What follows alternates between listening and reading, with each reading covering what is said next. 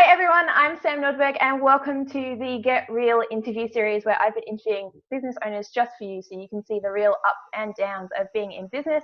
And today I have the amazing Jay Crisp Crow on with me. So Jay is a writer who is squeezing the joy from life in the Perth Hills with her Viking hubby. I love that. Can we all have a hubby? Like, where's mine? And a house full of children, creatures, friends, and associated mess.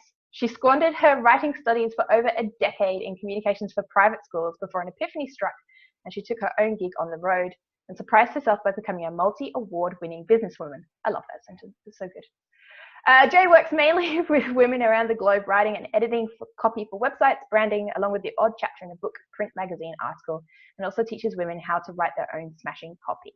I think we all need that. So for half a lifetime, Jay believes she wouldn't be able to make a living as a writer, and she thoroughly enjoys disproving this prediction. Welcome, Jay. Hi. Thank you, Sam. Hi. I'm so excited. I know, I actually get to talk to you. Like, you live on the other side of Australia. I don't get to talk to you very often. It's very nice. Although I think the last time we had a proper conversation, we were stuck in a lift together. So yeah. that's fair. I don't think it's normal that I get stuck in a lift randomly with people, but I think you're right with this one. That's it. We're special. I'm always special in one way or another. It might not be a good way. So I wanted to tell you I want you to tell us a little bit about you. But I guess what I really want to know is, why did you start a business in writing? Like, I know you're a writer at heart, but why did you start it as a business? I kind of didn't really decide to start a business. I don't know how it happened. I kind of stumbled sideways into it a little bit. So I'd been working in private school admin and communications for the entire time that my children had been alive, and I had a much more exciting life before they came along. But I wasn't, at the time that I started the business, I wasn't very happy in my job, and it was the first time I hadn't been happy in my job for a long, long time.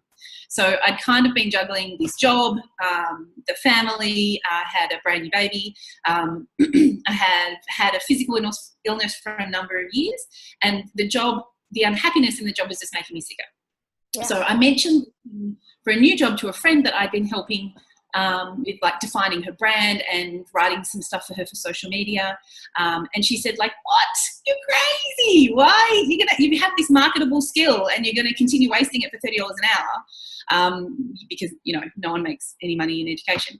And she was like, if I would pay you to do this for me, then other people are going to pay you to do this for them.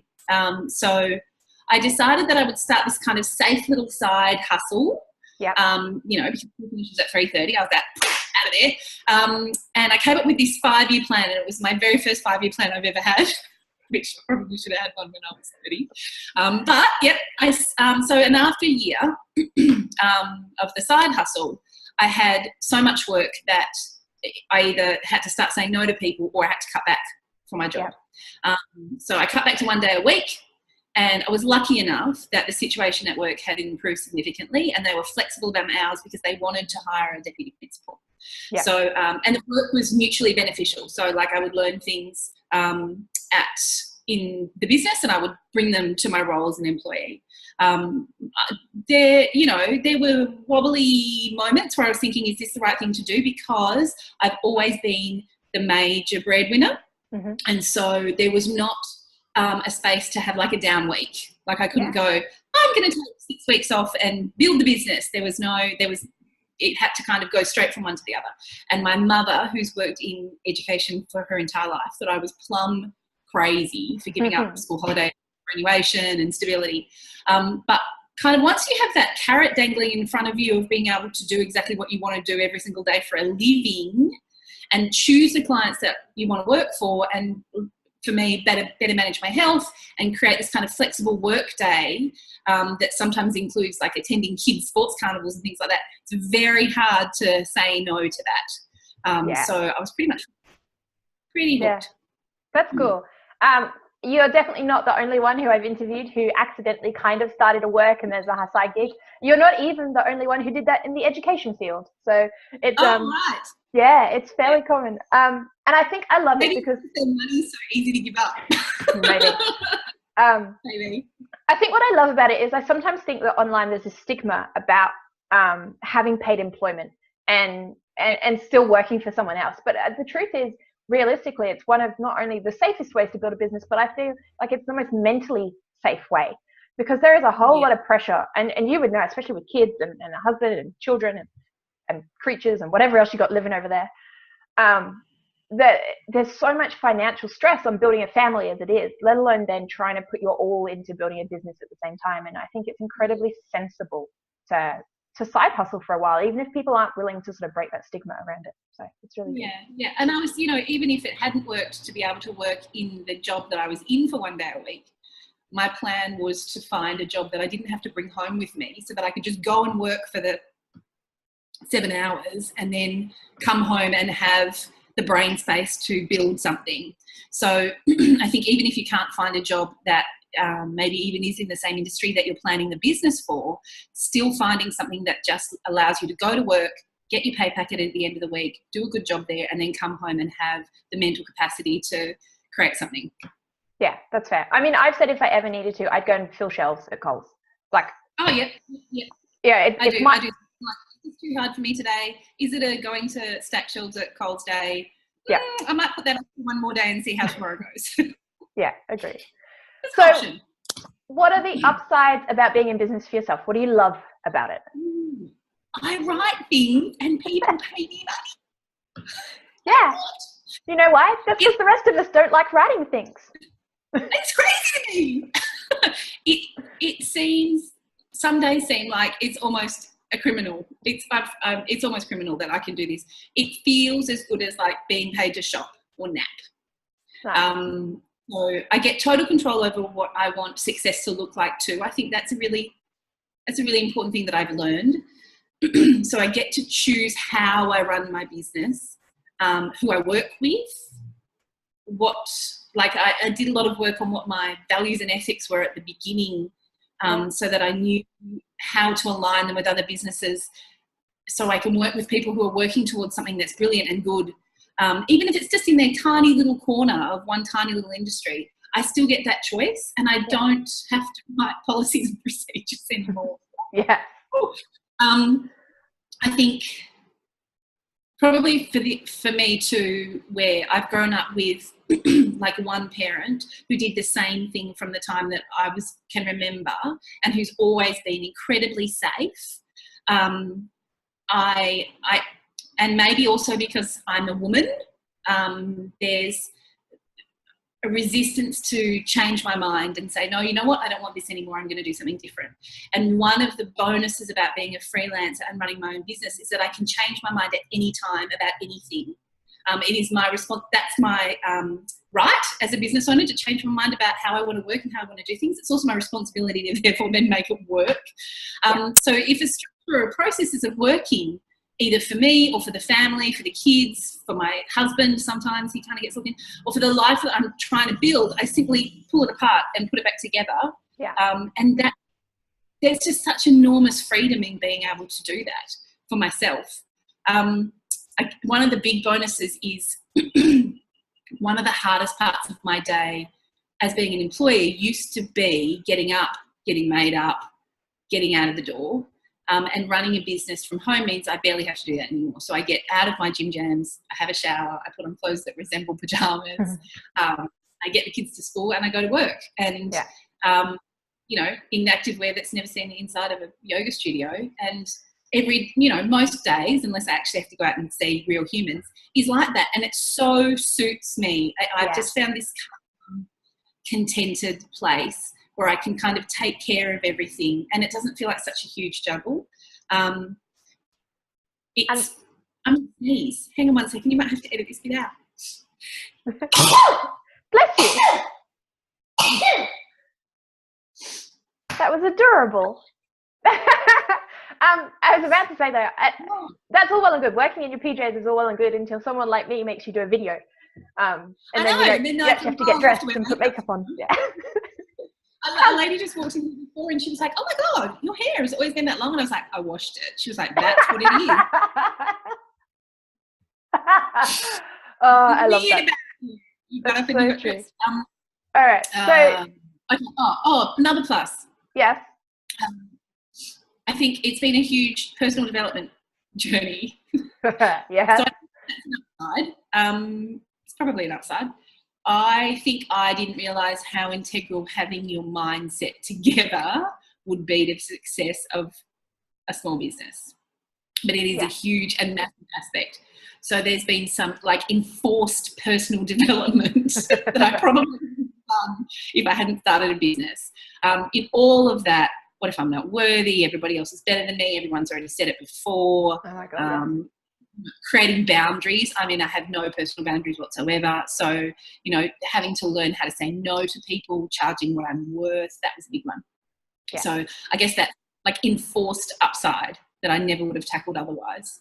I think that's a really important one too. And I've had this conversation countless times with countless people. And it always comes back to a small business is personal. Whether you like it or not, your business is about you and you're an integral role in that. Even if you outsource, even if you have employees, running a small business is so personal that you can't help but be completely absorbed by it. So that means if you've got shit going on at home, it will affect the business. And if you've got shit going on internally, it'll affect the business because it can't not. Like it just does. Yeah. So let's be honest then. What are the downsides? What don't you love? Enforced personal development. That stuff is hard work. Yeah, no. I think it's so much easier to stay still and to stay stuck. And that has been for me hard work. Learning to fake it till you make it, to sweat and to send the proposal anyway, to say on the phone how many dollars you're going to charge someone. That kind of stuff I found really personally hard. And I just kept having to do it. And then I get off the phone and I'm like, and it gets easier every time. I find pushing through writer's block difficult because I've always written, but the stuff that I've really found joy in, I've written for fun.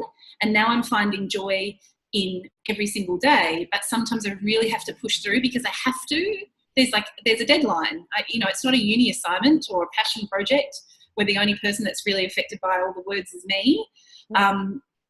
So the day that I deliver that copy is the day that it has to be on point and smashing, because somebody's paid for those words in their hard-earned cash and the words need to do a job. So, they either need to convert to either sales or engagement. And if I am having a bad day, that's tough. I need to still deliver the goods every single time. And there is a massive amount of energy that has to go into creativity. It's not button pressing. You have to have something in the bank all the time to give to clients. So there's a tremendous responsibility when writing on behalf of someone else's brand voice. It's certainly not as easy as just writing. The flip side is that I've had to become friends with numbers. I don't like numbers. And running my own business has tied me to all these horrendous things like spreadsheets and budgets and learning to use Xero and like all this upgrading of my abilities to look after my own money, which I found heinous and also helpful. Which could be it's a forced upside. It's another forced upside. Yep. Now I can count. Yay for me. I paid a tax bill. First time ever. Celebration and also commiserations for me.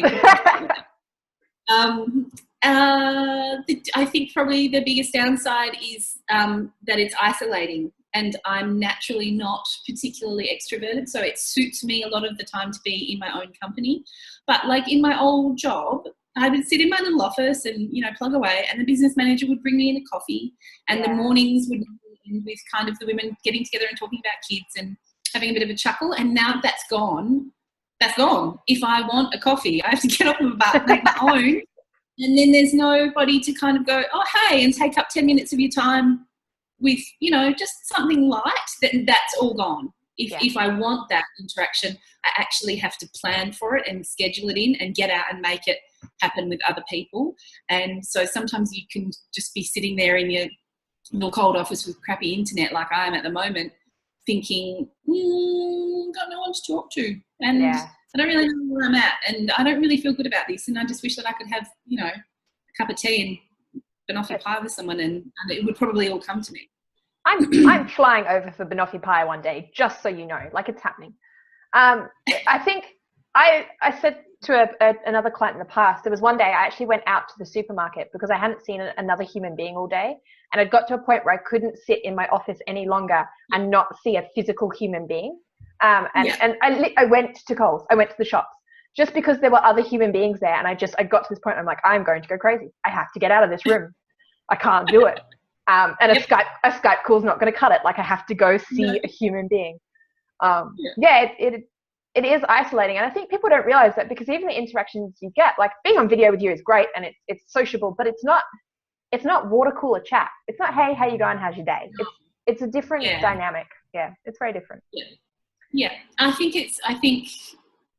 the downside is that lots of people think that running their own small business, especially if they're doing it in an industry that they're already comfortable in and quite established in, is just going to be easier. And it's just not easier. It's different. There are things about it that are so fantastically wonderful, and there are things about it that you could not have possibly seen coming, but it isn't easier by any stretch of the imagination. Exactly. Perfect. All right, let's run this down. So what I want you to do for me is give me 3 really quick tips that someone needs to know about copy. Now, obviously I understand that copy is like this, like it's the biggest subject ever.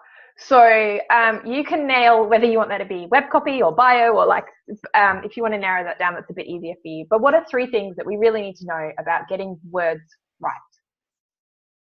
Okay, so I think the most important tip that I would give people that is absolutely free to do and so underutilized, and even clients that have worked with me for 3 months every single week where I've run this home again and again and again and again and again, and then they've sent you this blog and I'm like, have you read this out loud?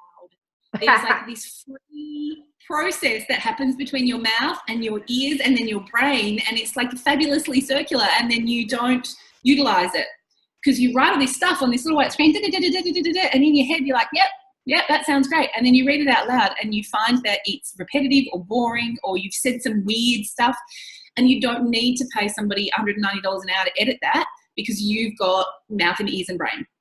That is probably something that I see people tripping over themselves again and again and again, when really it's the simplest thing to do, and it will give you huge outcomes if you do it effectively. So that's the first thing. Read your stuff out loud. Everything, even when you're about to post on Facebook, go blah, blah, blah, blah, blah. Yeah, that's a bit weird. Change that. I think the second thing is, don't think your branding has everything to do with getting a snazzy logo and focusing on your colours and spending thousands of dollars there. Your brand is everything. It's the way you speak to clients. It's what people say about you when you're not in the room. It's your content, your copy, your colours, your graphics, the way you marry the graphics and the words together on the page, the feeling that your readers get from you and that the people that work with you get from you. So I see a lot of people leave their copy till last, or maybe even like 2 years down the track, and then they're like, things aren't really working for me, all these words. Everything looks pretty, but this isn't doing anything. This isn't converting anything. So don't leave it until last. And if you have left it until last, put copy on your to-do list for an upgrade like this year. Yeah. My third tip is, please, for the love of God, stop using words that we can find on your competitors' websites, because we are fed information every single day and we are bored to death of reading the same salesy stuff. Yeah. Awesome. I think I was on a webinar that you did a little while back, and you said the same thing about your brand is everything. It's not just the pictures, it's the words, it's the feel. And I think one of the things you really said that hit me was about having like a brand word bank, like having things that are really, I listened. Are you proud? Having things that are really you, that aren't your competitor, that aren't the words that get overused all the time, that they're not those, they're just you.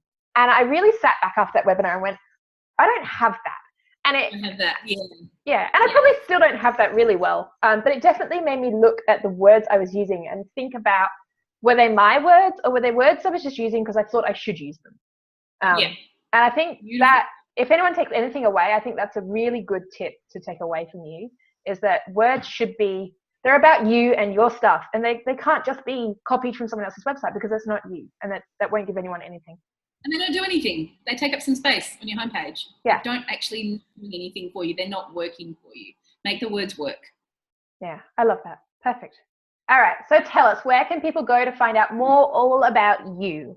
Where can we hunt you down? Well, that was a pretty awesome segue, and I could not have paid you to do it better because I've just created a freebie about creating a word bank. Yay! So you can, hey, I was like, wow, she's psychic, crazy. What else can she see in there? You don't want to know. If you go to crispcopy.com.au, you can download that straight from the website, and you can also, that's my copy coaching website where I teach people how to DIY their own amazing copy. Or you can find me at crispcrow.com.au, which is my Queen of Copywriting little home. And I'm also on all the chatty places, so like Facebook and Instagram and all the fun stuff. Awesome. Good, guys, I actively encourage you to go and find Jay. Other than the fact she's just amazing, and even if you get stuck in the lift with her, it's well and truly entertaining. But I've always been the first one to say that I don't think copy is my strength. But the stuff that I've learned just from even just being around you makes me always just think about the words that I'm using. And okay, so copy might still not be my strength, but I don't find it quite as scary as I used to. And I think that's a really important thing, is words used to scare me and they don't anymore. So head over and find Jay. Make sure you go and download her word bank thing. I did that really well without meaning to, but that worked. I was amazing.